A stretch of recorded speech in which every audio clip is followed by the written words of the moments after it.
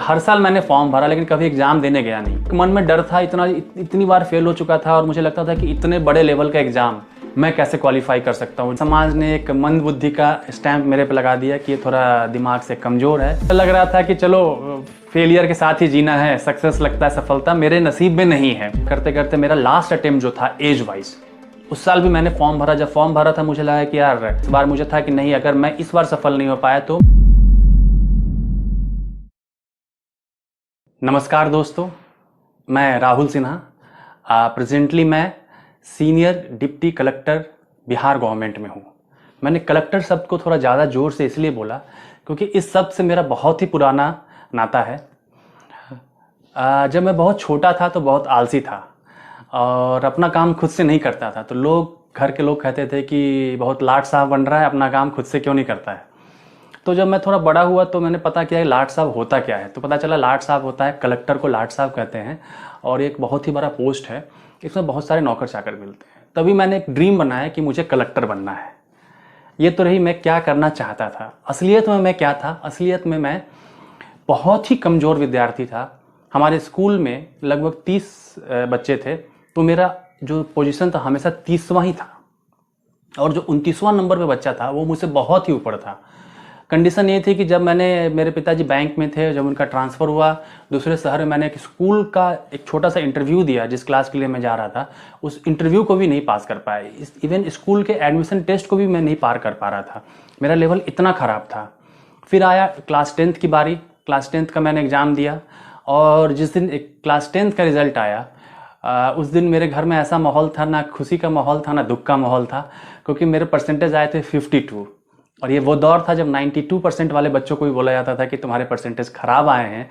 और जब मेरे 52 आए तो मैंने पहली बार देखा अपने पापा को किसी को मेरा परसेंटेज बताते हुए, लड़खड़ाते हुए देखा कि हाँ आया है रिजल्ट, थोड़ा अच्छा नहीं आया है। और जैसा कि आप जानते हैं कि समाज ने एक मंद बुद्धि का स्टैंप मेरे पे लगा दिया कि ये थोड़ा दिमाग से कमज़ोर है। कुछ लोग तो कुछ न्यूरो सर्जन्स के नंबर भी देने लगे पापा को कि एक बार उनसे दिखा के देखिए कि इतना कमज़ोर कैसे हो सकता है कोई पढ़ाई में। और कुछ लोगों ने कुछ टॉनिक बताया, आयुर्वेदिक दवाई बताई कि इसको खाने से दिमाग थोड़ा स्ट्रांग होगा। लेकिन सही में मेरा पढ़ाई में उतना इंटरेस्ट नहीं था और मुझे चीज़ें समझ में नहीं आती थी। वैसे ही धक्के खा के मैं 12th में भी मेरे परसेंटेज कोई बहुत अच्छे नहीं थे। उसके बाद मेरे सारे दोस्त इंजीनियरिंग करने जा रहे थे, तो देख के मैंने भी अपने मन में विचार लाया कि मैं भी इंजीनियरिंग करूँगा। तो दोस्त भी हंस रहे थे कि यार तुमने तो ढंग से 10th 12th भी नहीं किया, तुम IIT कैसे करोगे और इंजीनियरिंग कैसे करोगे। लेकिन मेरे पापा और मम्मी को, मेरे पेरेंट्स को मुझ पर बहुत यकीन था, तो उन्होंने बोला ठीक है तुम तैयारी करो। उन्होंने मुझे कोटा भेजा। ये कोटा उस समय फेमस हुए 6-7 साल ही हुए थे और मैं अपने सोसाइटी समाज से शायद पहला लड़का था जो कि कोटा गया था। इसलिए हर कोई उम्मीद लगा के रखा था कि कोटा का क्या परफॉर्मेंस है कि वो अपने बच्चों को भी भेज सकें।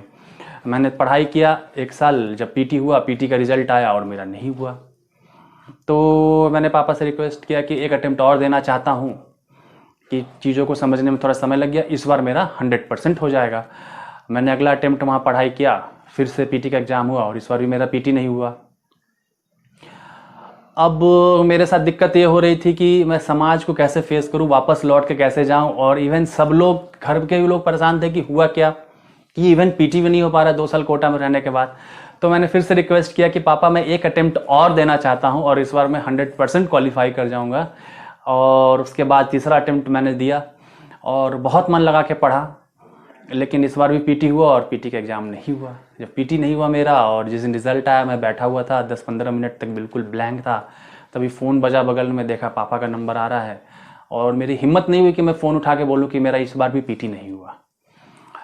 और करते करते जब इस बार मेरी हिम्मत भी नहीं थी कि मैं दोबारा बोल सकूँ कि एक अटेम्प्ट और देना चाहता हूँ। उस समय IIT में अटेम्प्ट्स की लिमिटेशन नहीं थी। फिर वहाँ से एक प्राइवेट इंजीनियरिंग कॉलेज से मैंने इंजीनियरिंग किया और 2-3 साल सब अच्छा स्मूथली चलता रहा। फिर बारी आई प्लेसमेंट की, कैंपस प्लेसमेंट। कैंपस प्लेसमेंट में जब कंपनियाँ आती थी तो उनका एक नॉर्मल क्राइटेरिया होता था कि 10th 12th में 60% होना चाहिए, जो कि मेरे नहीं थे। तो मैं 90% कंपनियों में तो बैठ ही नहीं पाया। कुछ कंपनी में मैं बैठा भी तो फर्स्ट सेकेंड राउंड या इंटरव्यू तक मैं छट गया, लेकिन सफलता का स्वाद मुझे यहाँ भी नहीं मिला। अब मेरे पास ऑप्शन क्या था, फिर मैंने सोचा चलो कैट की तैयारी करते हैं। फिर पापा ने बोला हाँ तुम ज़रूर कर लोगे, और मैंने कैट की तैयारी स्टार्ट की। अब कैट की तैयारी में भी रिजल्ट वही रहा, 1 अटेम्प्ट दिया, 2 अटेम्प्ट दिया, कैट में मेरा नहीं हुआ। अब करे तो करे क्या, तो कुछ छोटी मोटी प्राइवेट जॉब्स की, थोड़ा तैयारी किया और एक पीएसयू में मेरी जॉब लग गई। उसके बाद मेरी शादी हो गई और मैं नॉर्मल लाइफ जीने लगा। लेकिन वो जो दिल में एक कलेक्टर बनने की जो 3-4 साल की उम्र में मेरे जो एक क्या कहते हैं वृक्ष रोपा था मैंने, वो धीरे धीरे करके बड़ा हो रहा था और बेचैन कर रहा था। और कुछ मदद तो गूगल और यूट्यूब ने भी किया कि मैंने कुछ चैनल सेलेक्ट किए थे, और गूगल ने हर साल जब भी कोई नोटिफिकेशन आता था यूपीएससी का, तो मुझे एक मैसेज आ जाता था कहीं ना कहीं से घूमता फिरता कि यूपीएससी नोटिफिकेशन इज़ आउट। और लगभग हर साल मैंने फॉर्म भरा, लेकिन कभी एग्ज़ाम देने गया नहीं। क्यों नहीं गया? क्योंकि एक मन में डर था, इतनी बार फेल हो चुका था, और मुझे लगता था कि इतने बड़े लेवल का एग्ज़ाम मैं कैसे क्वालिफाई कर सकता हूँ, जहाँ पे 3 राउंड होते हैं, 8-9 पेपर्स होते हैं, और बोला जाता है कि everything under the sun is your syllabus. ऐसे ही फॉर्म भरता रहा। करते करते मेरा लास्ट अटेम्प्ट जो था एज वाइज, उस साल भी मैंने फॉर्म भरा। जब फॉर्म भरा था मुझे लगा कि यार अभी तक तो कोशिश भी नहीं की एग्ज़ाम देने की, इस बार चलो कोशिश करते हैं। तो मैंने क्या किया कि बहुत सारी किताबें खरीद लिया, ऑनलाइन कुछ मंगा लिया, 50-60 किताबें हो गई, थोड़ा सा पढ़ाई किया और इफ़र्ट लगा के फिर एग्ज़ाम देने गया, और इस बार भी मेरा नहीं हुआ। तो मुझे लगा कि चलो यार, वो जो कलेक्टर बनने का वो जो बचपन में लाट साहब था, हो सकता है इस जन्म में नहीं अगले जन्म में होगा।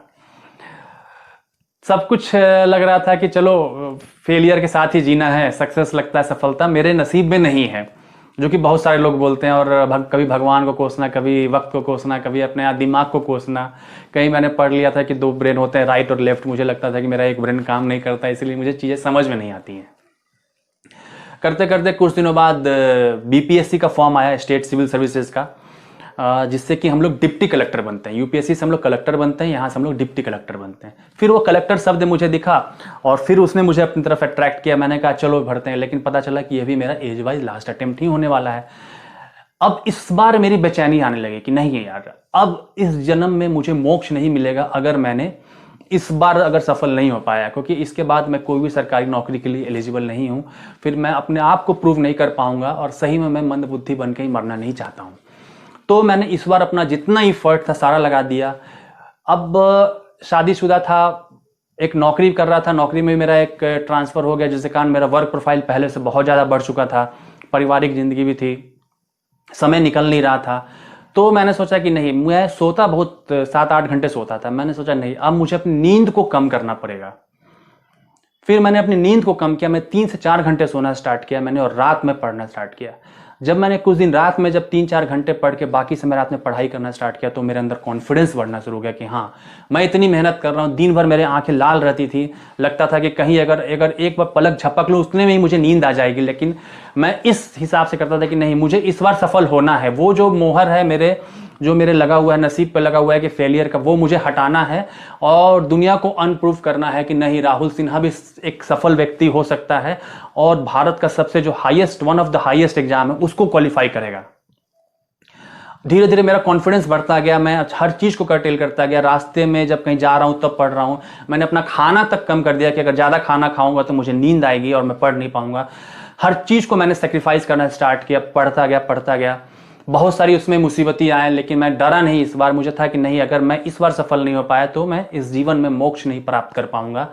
और पीटी का रिजल्ट आया और मेरा पीटी हो गया, और एनर्जी आई और मोटिवेशन आई। फिर मेंस का रिजल्ट आया, मेरा मेंस हो गया। जिस दिन फाइनल रिजल्ट आया वो मुझे याद है, फरवरी का महीना था, 1 फरवरी था शायद। और जब वो पीडीएफ आया, मेरे एक दोस्त का फ़ोन आया कि राहुल रिजल्ट आ गया है, और मेरा हाथ काँप रहा था। मुझे लग रहा था कि यार अगर अब भी नहीं हुआ तो फिर क्या होगा। मेरा हिम्मत नहीं हो रही थी रिजल्ट देखने की। जब रिजल्ट में मैंने देखा कि राहुल सिन्हा, और बीपीएससी में है कि आपको पोस्ट वहीं मिल जाता है, बिहार प्रशासनिक सेवा, और वो जो डिप्टी कलेक्टर लिखा हुआ मिला, तब मुझे रात भर नींद नहीं आई। और उस रात को मैं पहली बार रोया। इतना असफल होने पे मुझे आंख से आंसू नहीं आया था। उस दिन मैं रोया और दिल का सारा भड़ास निकल गया मेरा।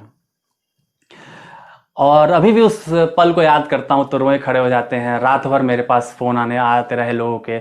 इवन लोगों को भी भरोसा नहीं हो रहा था, सिर्फ मेरे परिवार वालों को भरोसा था कि ये कर सकता है। तो ये जो असफलता और सफलता के बीच का जो दीवार है ना, तब मैं सफल होने के बाद मैंने कंपेयर किया कि क्यों मैं असफल था अभी तक और क्यों मैं सफल हुआ। वो चीज़, वो बेसिकली वो चीज़ मैं आज आपसे शेयर करना चाहता हूँ। पहली चीज़ जो सबसे इंपॉर्टेंट चीज़ है ना, कि आपको अपने पे भरोसा रखना है, आपको अपने पे ट्रस्ट करना है।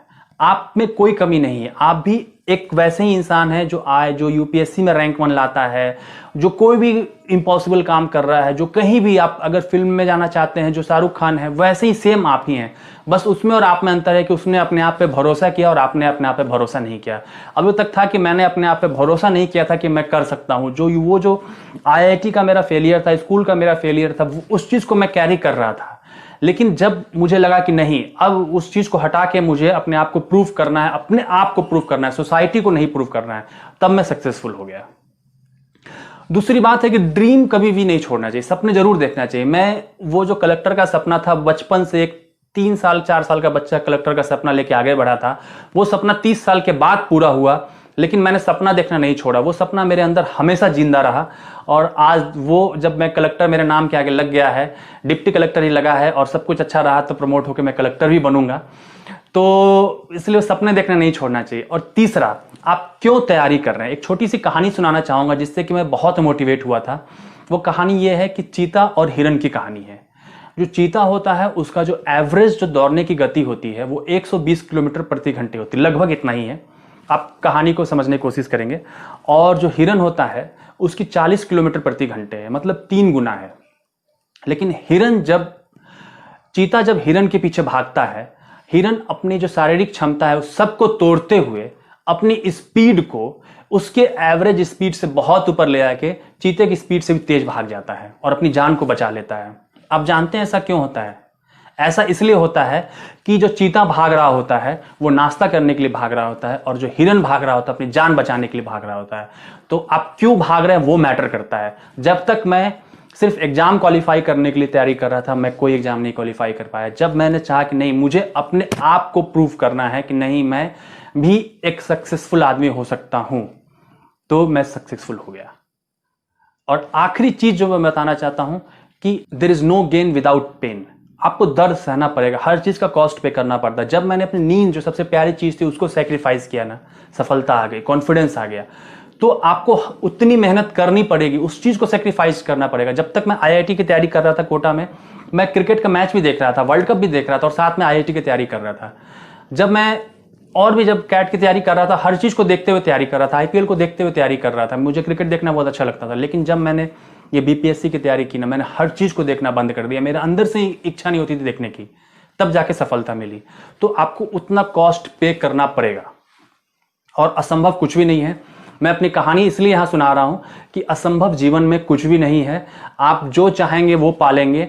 बस आपको अपने ऊपर भरोसा रखना पड़ेगा और आप क्यों भाग रहे हैं वो मैटर करना पड़ेगा। और तीसरी जो चीज है कि आपको उसका कॉस्ट पे करना पड़ेगा, उतना सेक्रीफाइस चीजों को करना पड़ेगा। हर चीज को लेके आप सफल नहीं हो सकते हैं। इस वीडियो के बारे में अपनी राय नीचे कमेंट सेक्शन में हमें बताएं और अपने दोस्तों के साथ ये वीडियो शेयर करना ना भूलें।